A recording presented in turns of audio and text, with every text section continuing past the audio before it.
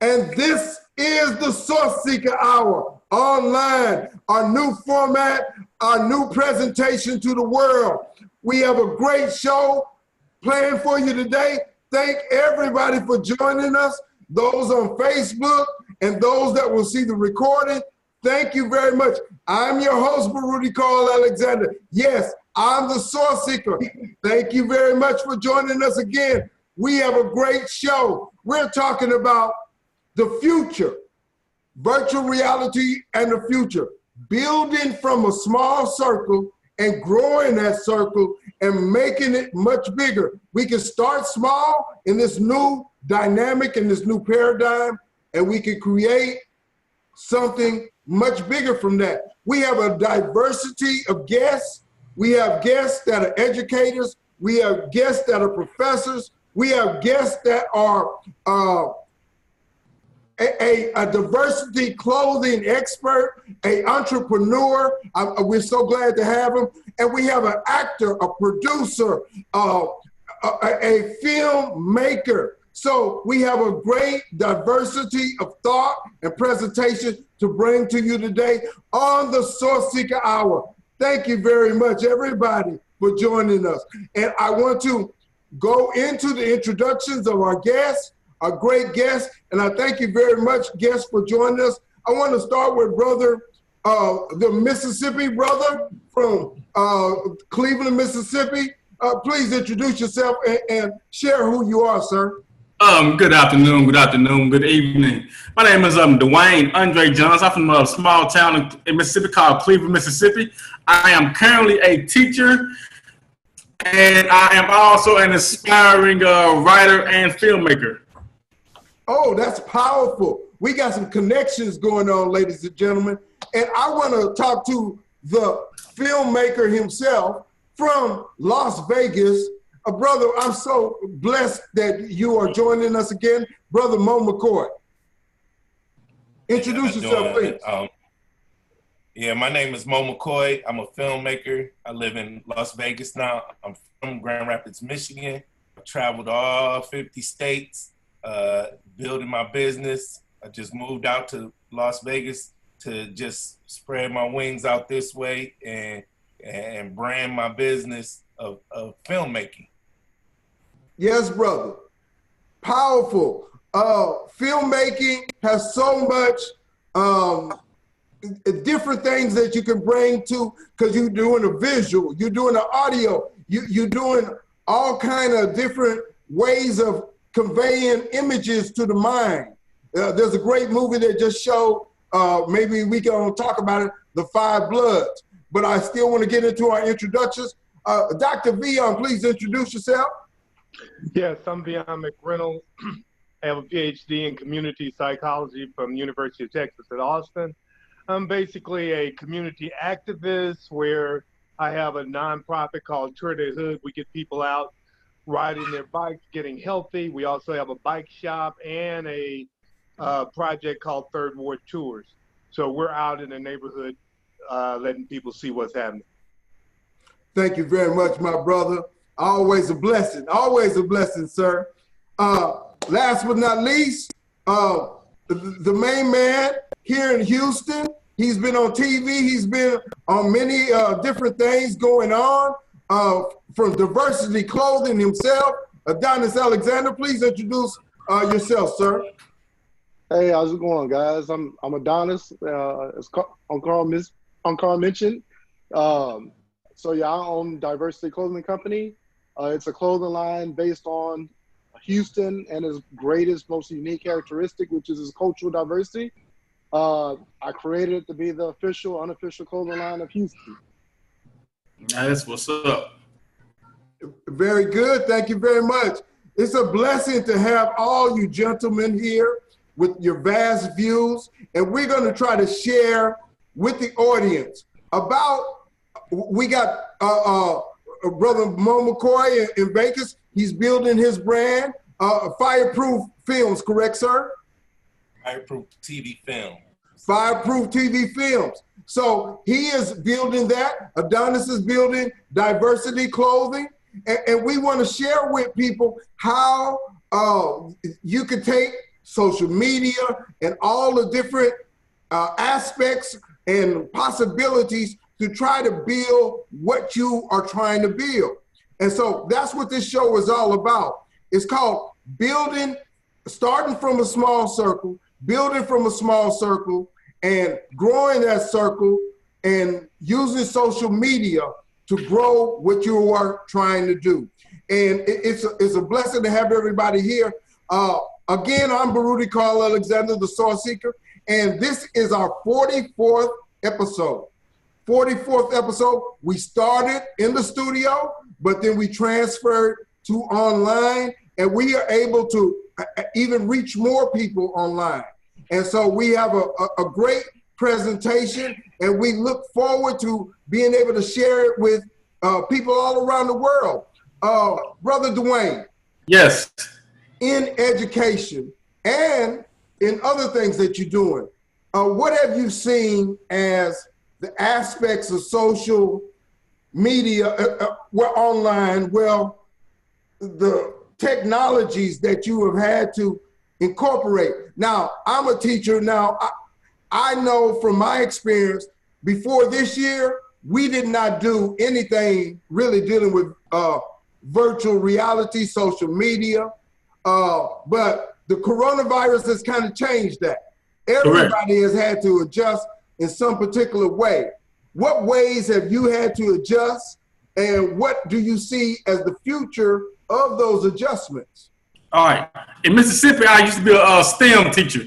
So when I got down here and started doing this, when I was doing STEM, we were actually showing how to build websites and things like that. But when I got down here, now with the COVID and the pandemic and things like that, now we have to integrate using Zoom. Now we have to integrate using Teams and things like that.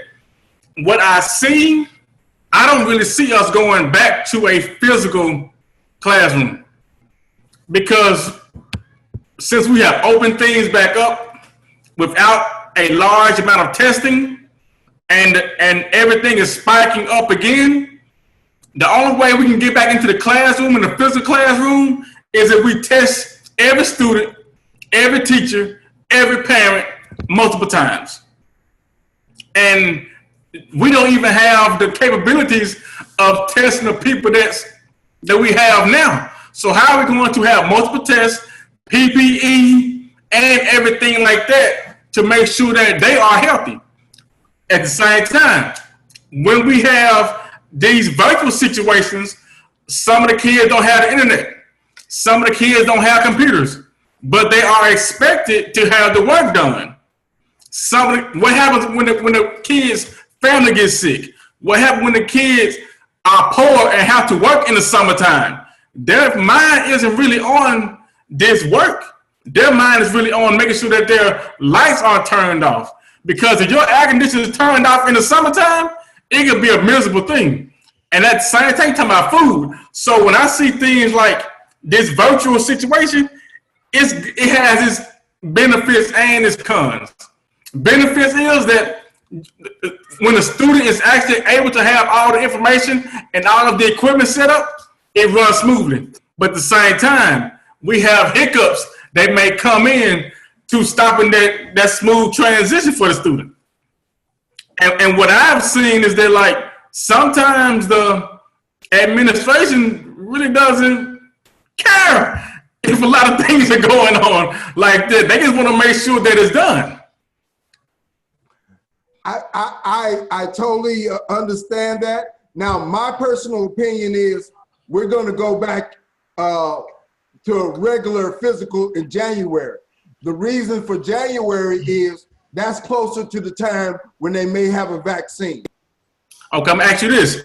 Okay. Now, with the vaccine, now we know that there's a difference between vaccinations and immunizations. So when you give me this vaccine, when are you supposed to start testing on people or animal testing, or are you just gonna roll it out like that other drug that y'all president said that works, and he kept on putting out there, was it hydrochloronic or something like that?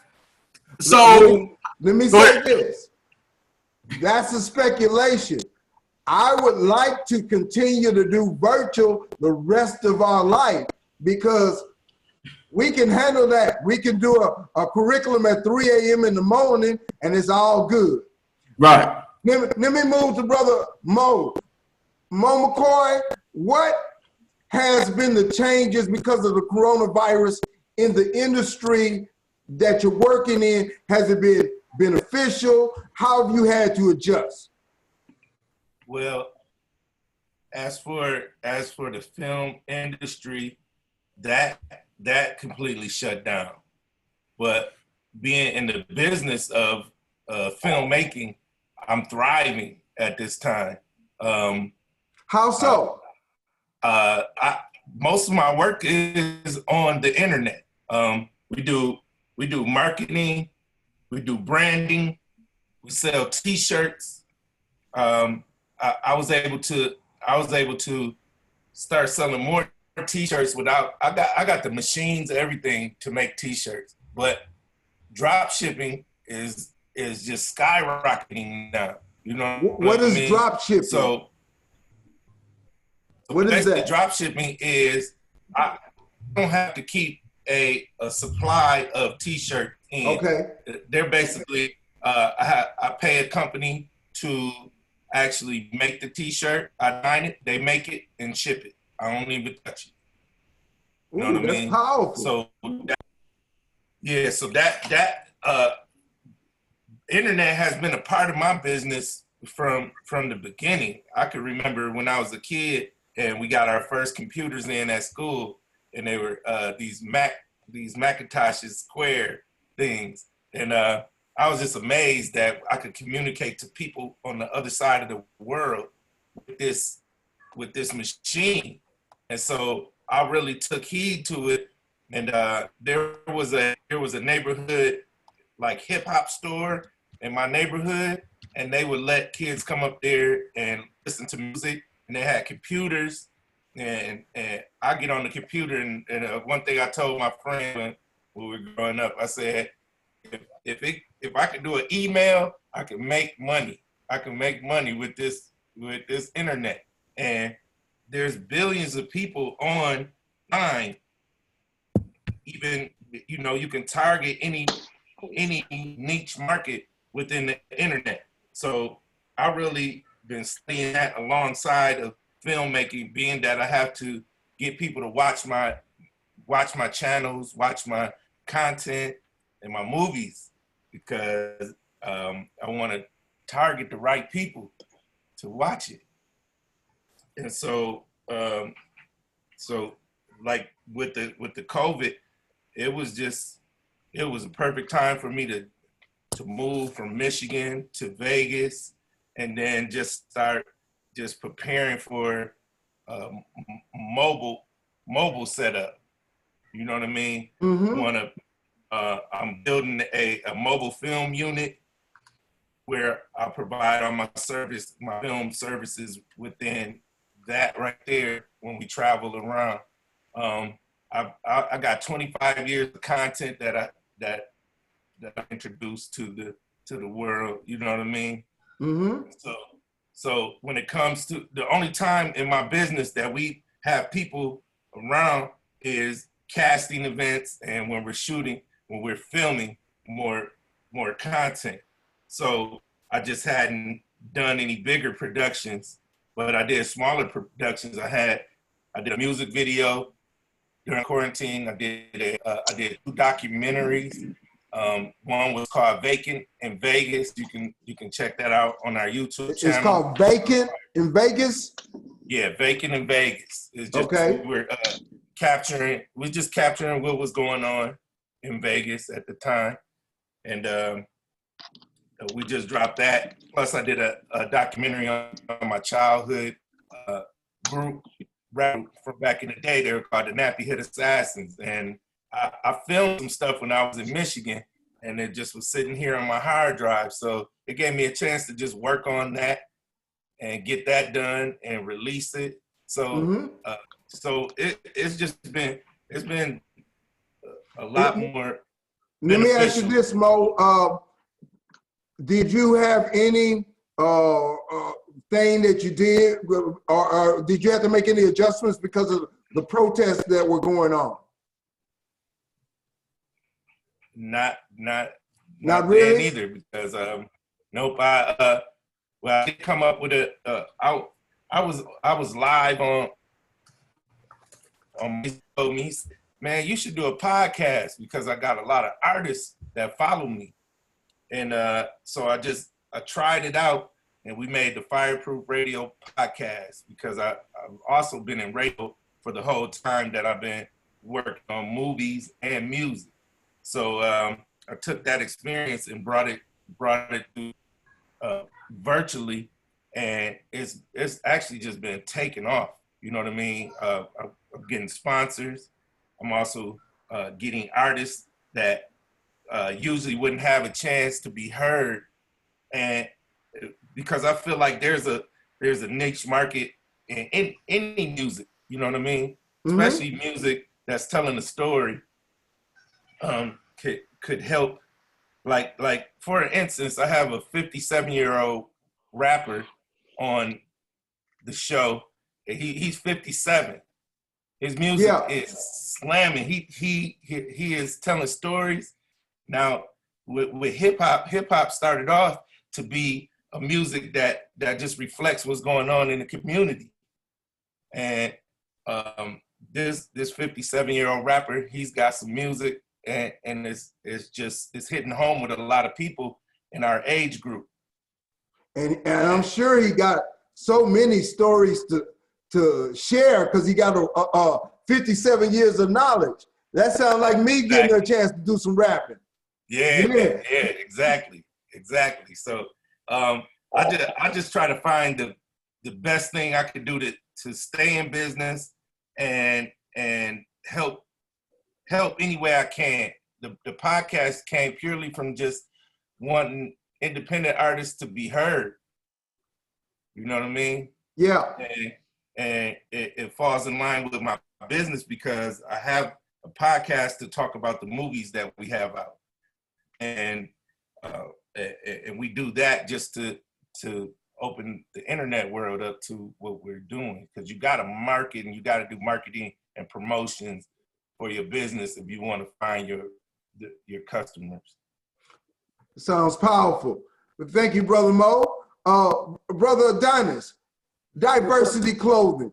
First of all, you was on Channel 26, and you've had a lot. Tell us about the experiences that you've just gone through. Just share with us what's been happening. Are you meaning like since March, since COVID happened, or in general? All of that. Yes. Okay. So yeah, it's been a wild ride since I first started. I actually started Diversity Clothing in 2016 while I was still employed at MD Anderson Cancer Center. So for the first year in 2016, I didn't do any pop-ups. I didn't put it in any stores or try to get it out there. I just simply designed for about 30 minutes a day during my lunch at MD Anderson. 1 second, let me ask this. Do you actually sew? Do you actually make the clothes? So I don't actually make any of the t-shirt blanks. What I do is I'm a graphic designer. So Okay. I design all the designs, and I outsource the printing so that I can focus on designing. And Okay. what I will do is I'll go to the trade shows and I'll handpick exactly what I want to print on, and that I know is going to be something that everyone will like. All right, continue the story of Diversity Clothing, sir. Okay, so yeah, so like I said, in 2016, I spent about 30 minutes a day during my lunch break just designing. I wanted to have about 12 designs before I actually really put it out there. So in December 2016 is when I did my first pop-up. January 2017, I got laid off from MD Anderson now for 14 years. So that really kind of forced me to go full-time into what I had been working on for that previous year. And it just so turned out that in 2017, it was like the perfect year for me to do what I was doing, because if you remember correctly, February 2017 is when the Super Bowl was in Houston. So that one that to really, if you wanted to get it out there and have people see it, that was a good platform to do that on. Summer of 2017, I was a part of a boutique called Launch. that was in downtown Houston that was actually formed for the Super Bowl to be a place where you could get Houston items, and they liked it so much they kept it around and rotated the designers every month. So I actually got called to be a part of that in about June of 2017. And then the big kaboom, I guess you could say, could have happened in October 2017. The Astros won the World Series, and I had Astros related products, and in October and November alone, I got about 80,000 hits to the website in those 2 months alone. So I went from working a day job to all of a sudden I'm kind of thrust into this entrepreneurship. And then let me back up. You got 80,000 hits to the website. So you may have gotten what? Half of that, those people came and bought something from you? I'd say probably 3/4 of that 80,000. Great job. Something off the website, and it's interesting because my man that just came on previously, he was talking about drop shipping. Drop shipping was the only way I was able to contain that type of item. If it was just me alone, I wouldn't have been able to do that. And then just when I thought it had reached its peak, in December of 2017, the unthinkable happened. Astronaut Joe Acaba actually wore one of the T-shirts on the International Space Station.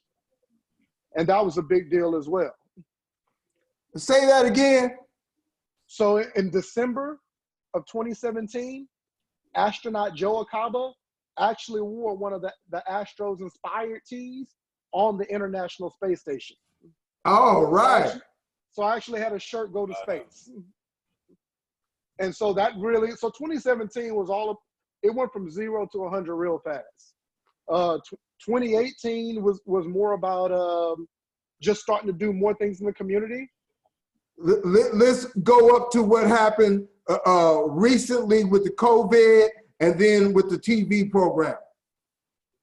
So with the COVID, so I actually had a store. I had a pop-up in the Galleria Mall all of last year. I closed it in March because I actually was one of the rodeo vendors.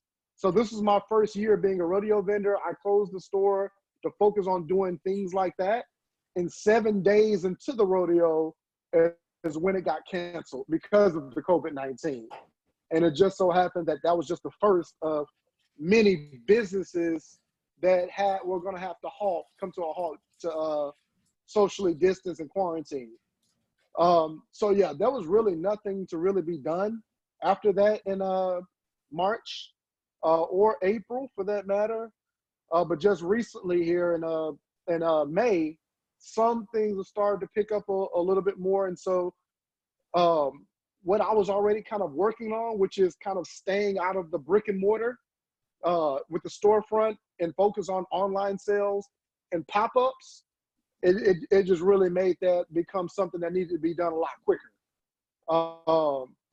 And just to show you just how much COVID-19 affected me. So I was actually signed up for 20 days of the rodeo. That's 20 straight days of sales. The day the rodeo ended was Astros opening weekend, which was going to be that Thursday, Friday, Saturday, Sunday. And I do a pop-up across the street from Minute Maid Park at the Asians Fan Tavern for most of the Astros games for the last 3 years. Then on top of that, I actually got an offer from United Airlines to actually have a pop-up in the middle of Terminal E, which if you remember is the international terminal that receives all the international traffic. So March was going to be probably my greatest month in business, and COVID-19 happened. But since then, things have actually been on the up and up because I think a lot of people really saw just how things were handled with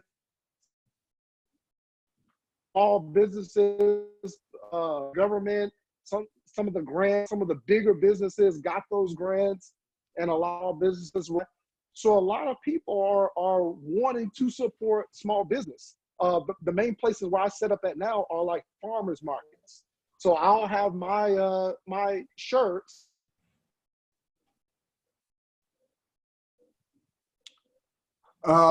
We seem like we have a glitch right there with your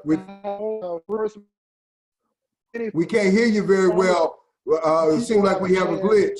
So we gonna come back to you, Brother Adonis. We gonna come back to you. Brother Vion, what you say about virtual reality, social media? Well, it's been really great. I think it's really spread the cause of particularly Black Lives Matter.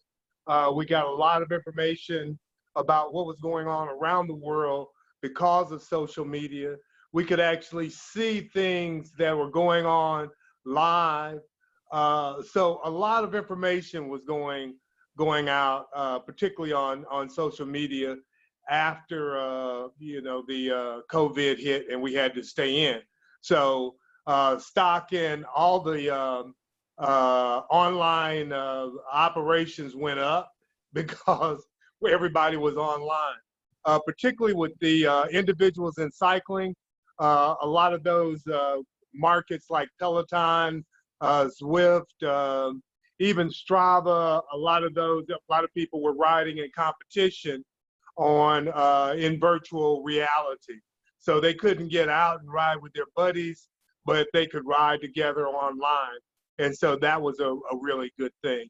So another thing that particularly with the Black Lives Matter movement and the blackout, so now we can get information. We know that from July 1st to July 7th, and there's even been some Juneteenth conversation that we're talking about from the internet or virtual reality. We're able to see the type of movement that we want to put together. We can see what people are doing in Chicago. They can see what we'll be doing tomorrow here with a bicycle ride. So we can get a lot of information out very rapidly to a wide range of people, particularly with Black businesses, again, that from this movement, a lot of people are seeking out Black businesses. And how do they do that? There's lists online of Black businesses, and you can inquire, just put up a post, and then you have hundreds of people can look at your post and reply about businesses or information on Black stuff in your area. So it's a really good thing for getting information out around the world and very quickly. So it's been one thing I want to say on Zoom and some of the other formats, you can have hundreds of people on here at the same time, communicating with them at the same time. And, before I got into this format, I was not aware of the capability of it. And I'm sure the capabilities are even gonna grow, and different things are gonna be able to take place, like backgrounds, like branding, as Brother Mo was saying. And so many different things are gonna go to the next level on these particular formats that we have. What do you say about that, Brother Dwayne? But that being said, that's a great point. With this vehicle that we have with the internet, really our imagination is what's slowing us down. Our imagination and the amount of time in which we have to do things. Like Adonis said, he was using 30 minutes a day. Mo said he had multiple years of things of content he has already. Vion has already had things together. Only thing that's stopping us right now is the time, the imagination, and also being able to collaborate with each other. Because we have a lot of people out there with great ideas. Now is the time, as we've seen, like Vion just said, people are actually seeking out other Black-owned businesses. Instead of saying, hey man, I got Louis Vuitton on. Now I have friends asking me, do I know any Black designers down here?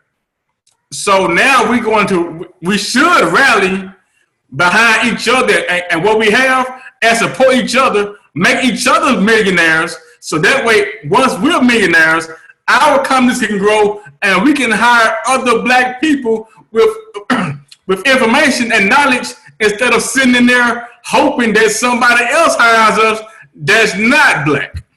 So right now is the time. Only concern I have is what happens if the powers that be shut the internet down? What do we think about? I don't think they're going to do that. You lose too much money. Now, the only way that they will do that is they have a directed threat from a foreign power. But you never know. You never know. I mean, this has so much usage, the internet, that I can't believe that they will come to that. Yes, brother, go ahead. Come back. Now, Dwayne? what I was saying is, when you have billionaires like Amazon, Bill Gates, the Waltons, they can afford to lose some money. They have money that's been growing for 10, 15, 20 years. They can take a loss. Yeah, they can take a loss and watch everything go down the drain and then buy it for cheap and put their own brand on it instead of what they want. I'm not sure we can look at those possibilities and let that hinder us, let that hold us back, because we got to kind of say what's going to happen is going to happen anyway, but we're going to have to do what we got to do to stay up on it. Oh yeah. What do you say about that conversation, Brother Mo? If they was to close the internet, it wouldn't matter to me. That's just the internet, just another stream of income. You know what I'm saying? It's gonna be people everywhere. So your business can survive anything, I believe, if you just work it and adapt to whatever's going on. I agree. There's always going to be some kind of way, and I do not look at the pessimistic side. I'm always the one that looks at the optimistic side, but understanding that difficulties and problems can happen. But I'm going to look on the brighter side, or the glass that is half full instead of half empty. Brother Adonis, you were sharing what happened with the TV, Brother Jose Crenon, and share how that came about and what happened. So they contacted me. I know a lot of the newscasters at some of the networks. So sometimes they'll actually send me an email if they want me to be a part of a segment that they're highlighting. So they actually emailed me about that one, especially because they were highlighting Black-owned businesses, like y'all been talking about, and they wanted to do their part in highlighting some of those Black businesses. Probably doing one once a day. It looked like you were the interviewer. You were interviewing other people, huh? Is that the case? Or were you? Go ahead. It was actually pretty interesting. So, because of social distancing, yeah, even the interview process is different. So there's a number you actually call where you're actually hearing the segment, but you actually don't see anyone. You have the camera in your face, there's a microphone there, and you have to present yourself as if you know you're looking at the person and you know they're there. But that's the way they're doing it now because of the social distancing. Interesting, very interesting. This is the Sourceseeker Hour online. This is our 44th episode. We're having a very interesting discussion. We're going across the board on things happening online, social media. What are some of the new, has anybody heard of augmented reality? What are some of the new things coming up? And what are the new innovations that might be happening in social media or online? Can anybody share? Just come on in. Yes, go ahead. The virtual reality. Well, Brother Adonis, go ahead. Brother Adonis, you had something you wanted to share? Huh? Well, I was just going to say, like, one of the new things that's coming, like, I'm not so much I don't know so much about the augmented reality. So one of the things that's growing right now is Instagram. And on Instagram now you're actually able to, if you own a store per se, let's say you own a store, like mine, now your customers are able to shop directly out of your Instagram. Your shop store items from your website are now present right in your Instagram profile, and they don't have to even go to your website anymore. And that type of thing is growing now as well, to where now how you're able to shop as far as e-commerce goes, it's become a lot more streamlined, especially since the addition of Amazon. What Amazon has done is Amazon has made everybody else in e-commerce have to step their game up, because now you have to have better ways to ship things faster, and you have to make things a lot more shopper friendly when they're looking to shop your products as well. All right, well, that sounds powerful. Brother Vion, go ahead. Yes, sir. I was just going to say, as far as education goes, with virtual reality, now you can travel and see things as if you were there, and still be in your, you could take a trip, you could take a cruise, you could go buy a house, you could drive a car, you could almost do anything. It's very similar to what we saw on Star Trek when they would go in the little virtual reality room. Now that's, here, we just put on our glasses and we can, pretty much walk around and view another environment. So the learning potential is really great, with that type of information. You can do surgery. I mean, it's what is that called when you put the thing on your face? That's called a VR glass. That's virtual reality goggles. I guess, I don't know, they might have another name for them, but that's basically what they are, goggles. And so you see the video inside the goggles, but it's the structure is like, basically they take an IMAX, put it inside the goggles, and then you can move around, so yeah. Sounds powerful. Brother Mo, in the world of movies and all of those parts that are coming up, what is some of the new things that they're adding into the computer so that you can help make movies? Are you aware of that? I heard Spike Lee talking about some of the things that he was talking about. Did you see that new movie, by the way? Not yet, but I just wrote it down and I'm going to check it out for sure. A thing that I saw within just the editing program that I use with Adobe, there's a cartoon program where I'm learning to make cartoons, and I just think I'm working on a kids movie as well.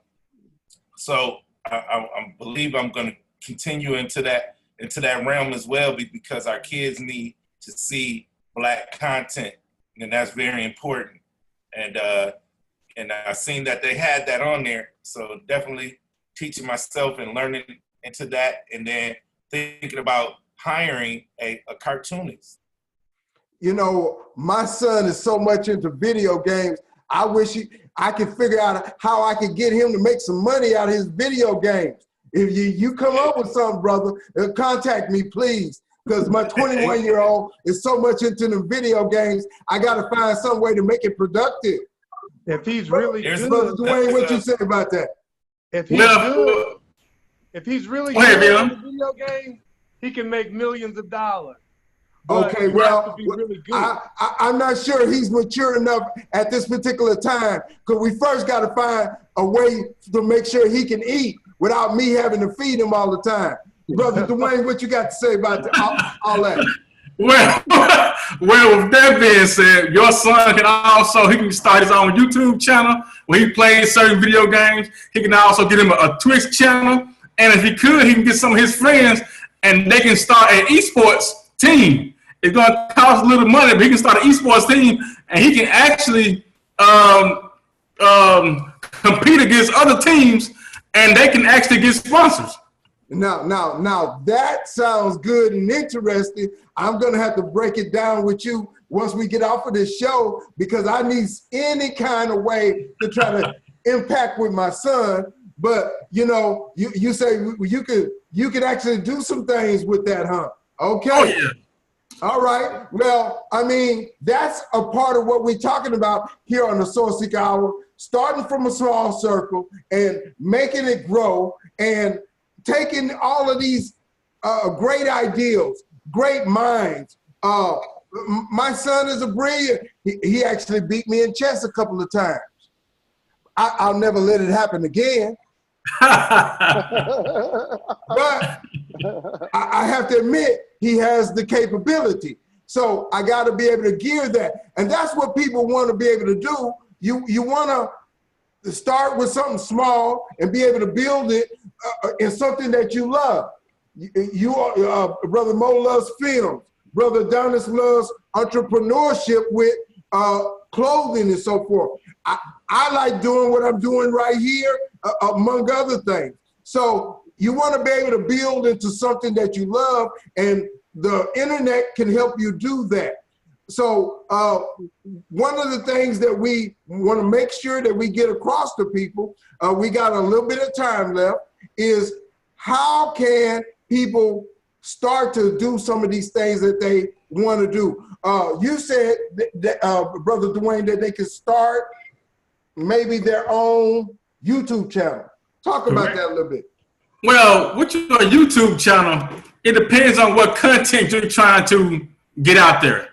Now, if your son's playing video games, first thing, I'm quite sure he watches other people's YouTube channels about video games. It's just like having a business plan. Once you have your business plan, you have to see who the competition is, what differentiates your product from somebody else's product, what makes your son different from or appealing to somebody else. It could be his age, it could be his personality, it could be the way it could be the way he played the game. Does he have any catchphrase or things like that? Once he puts his core together in that on how he plays the video games, I don't think right now I have a gimbal and I have an iPhone 6S Plus. And I do a lot of things with that iPhone 6S Plus and the gimbal. So he can pretty much set up a cheap setup and record himself playing those games.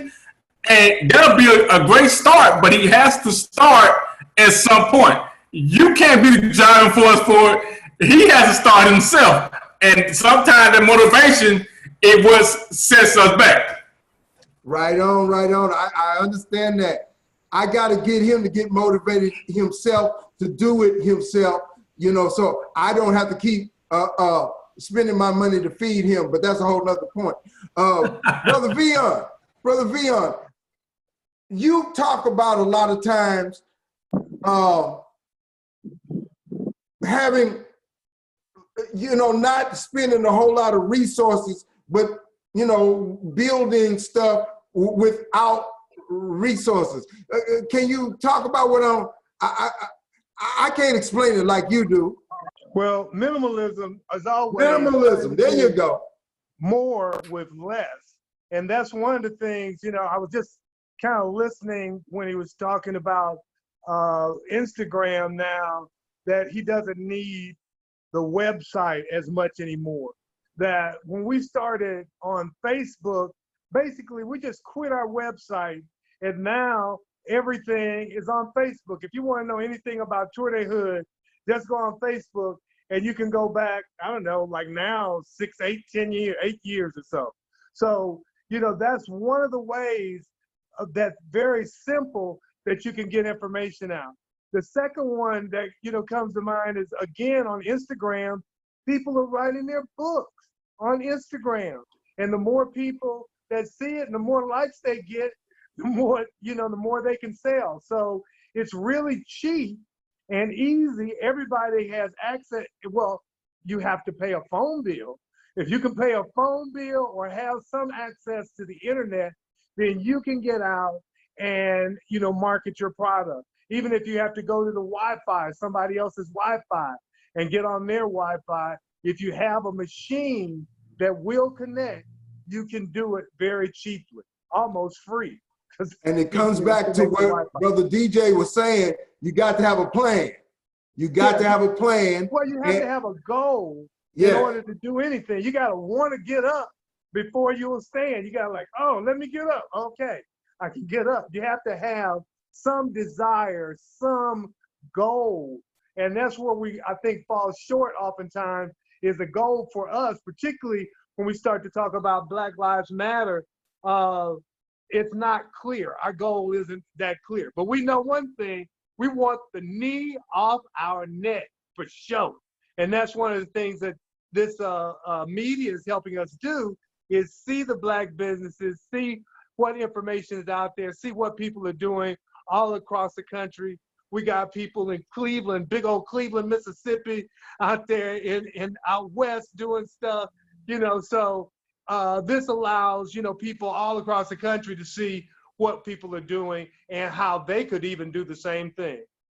And one of the things about the Sourceseeker Hour, we talk about so many different subjects. We talk about, we've talked with ladies about sexual harassment. We've talked about love.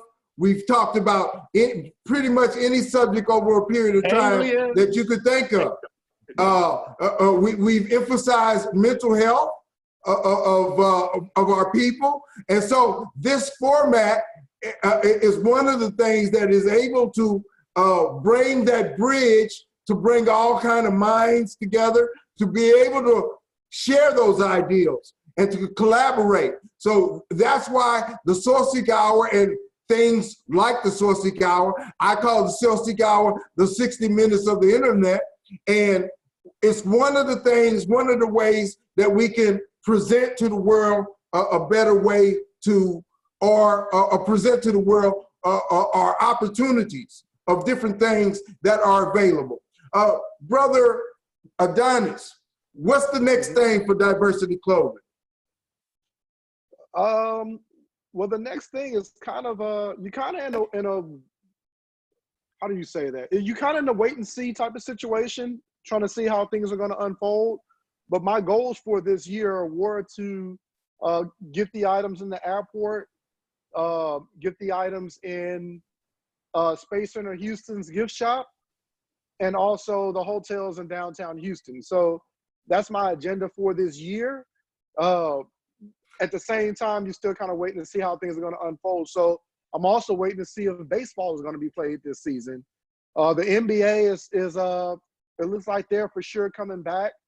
But I have items that pertain to all of those things. And if everything goes as planned, I'm thinking that the fourth quarter will be, it has the potential to be big, because you could have a situation where you have basketball, baseball, football, all of those things going on at the same time, which I don't think we've ever seen that before. Plus the holiday season, which is all the shopping that comes in November and December, plus everybody having been quarantined for so much of the year already, wanting to get out and buy things and kind of get back to normal a little bit. What I've seen is you avail yourself of the internet, social media pretty well. Do you have a further plan of more things you're going to do as far as presenting diversity clothing and you as an entrepreneur on the internet? Yeah, definitely. So I actually designed my own website and social media and all that. So yeah, this year I'm since clearly, just like one of the other person said there, some things aren't going to go back to normal after all of this is even said and done. So one of the reasons why I closed the Galleria store is because the mall isn't as profitable as it used to be. The rent prices are the same, but just to put it in perspective, if I do a good weekend of pop-ups, I do in one weekend what I do in a whole month in the Galleria Mall. That's just how much that has changed. And now that this situation with the COVID has happened, that has made everything veer more toward online as well. And there are things to make your online presence a lot better.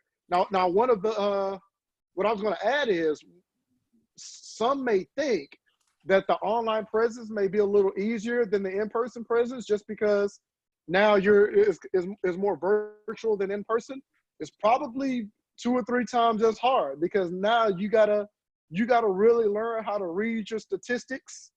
Traffic is one thing. Getting traffic to your website is one thing, but making sure that the people who go to your site actually buy things, that conversion rate, there's a whole science behind that you really have to do your homework on. And if you don't do your homework, you can end up losing a lot more money than you actually make.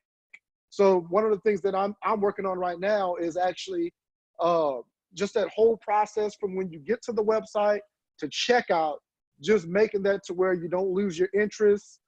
You get to see the products, you get to see examples of it, everything to make that whole experience keep your attention and make you want to purchase, but also to kind of continue to purchase from the website as well, and trust that whole process. Sounds powerful. We're going to get ready to finish up. So Adonis, I want you to share with the people, whoever's wanting to get in touch with you, wanting to buy some diversity clothing. How can they reach you? How can they contact you? So you can go. The website is actually the social media, the email address are all the same thing. Diversity Clothing Co. And just remember, there's a C purposely after the S in diversity. So you can either say diversity or diverse city, which is Houston, which is what it's based on. So yeah, Diverse City Clothing Co. And that's .com or on Instagram or at gmail.com. That's how you can get in touch. I'll always post on there where I'm going to do pop-ups next this weekend.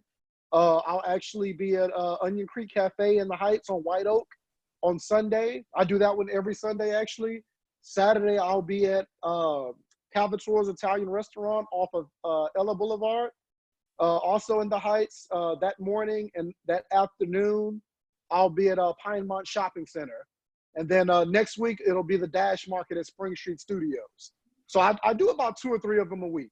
And if anybody wants to get in touch with him, you can also just check on my Facebook site, A Brighter Source, A Brighter Light, and he's on there, post on there quite often, so you can go through that source also.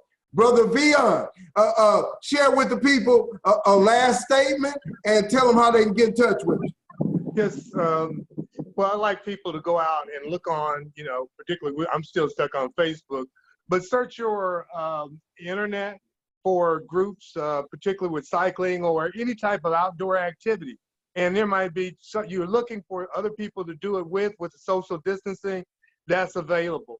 But to get in touch with us, all you have to do is just go to Facebook, Third Ward Bikes, or Third Ward Tours, or tourdehood.org. And to get in touch with me, it's real easy, VEONMC at gmail.com. I'm sorry. Peace and power. Yeah. Thank you, brother. Thank you as always, my brother. Brother Mo, how you doing? I appreciate you joining us, Brother Mo. Share whatever you want to share, Brother Mo. Okay, you could check us out online at fireprooftvfilms.com. Go on the website, go to the bottom, type in your information if you want to be a part of our upcoming films. My personal goal of films are 100 films. I've made 27, and we just gonna keep rolling them out one after the other. There's lots of stories we can tell.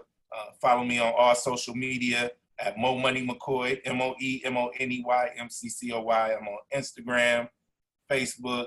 I'm on Twitter, LinkedIn, everywhere you can find content. That's where I'm at. I have a movie called Frequent Visitors that's on Amazon Prime. Go watch that. Check it out. Frequent Visitors. You're listed as the executive producer? Yes, and I'm also I also star in it. I play a detective that's looking for a serial killer. Oh man, Peace and power, brother.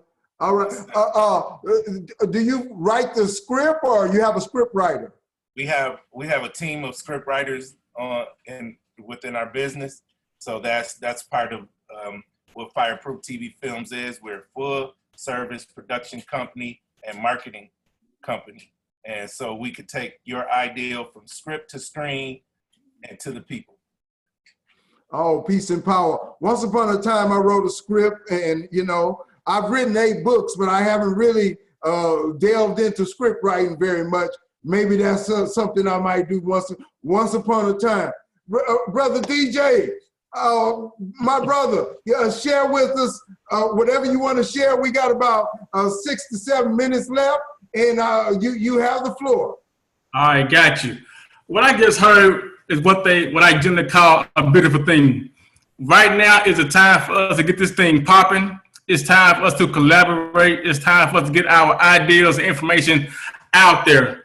You can reach me at Andre38732. And now that I'm actually off work for the summer, now it's time for me to get that LLC started that I was thinking about, which is cheap in Mississippi to get it started. It only costs $50. So I want to go through Mississippi to get it done. Now it's also time for me to finish up this movie script. Now it's also time for me to finish up designing this clothing line t-shirt. And just being here today, I don't really believe in coincidences, but I was supposed to be here today to collaborate with each and every one that's in this meeting today. I was supposed to be here, and I do appreciate everybody and all the information they gave me. I have a great list of notes right here, and I will be reaching out to everybody. Thank y'all for having me. Peace and power. Thank you very much. This is the Sourceseeker Hour. Again, this is our 44th show. Next week, Bishop George Sanders will be on. He will be talking about pastors pressuring congregants in the church environment. A very serious subject. We just had a past show, Money, Sex, and Power in the Church. Y'all should check that out. And my next show will be working with difficult children in the school environment.